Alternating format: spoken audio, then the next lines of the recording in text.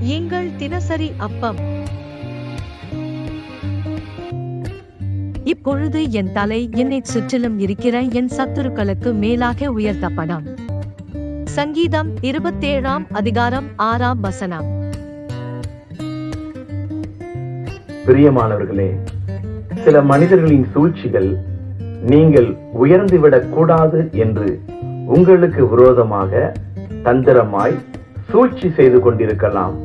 உங்களை பற்றி அநேக மனிதர்களிடம் குறை பேசி உங்களுடைய நற்பெயரை கெடுக்கும்படிக்கு யார் எழும்பினாலும் கவலைப்படவும் கலங்கவும் வேண்டியதில்லை. தந்திரக்காரரின் கைகள் காரியத்தை முடிய நடத்தக்கூடாதபடிக்கு அவர்களுடைய உபாயங்களை நம்முடைய தேவன் அபத்தமாக்கி போடுவார். சோர்ந்து போகாதிருங்கள்.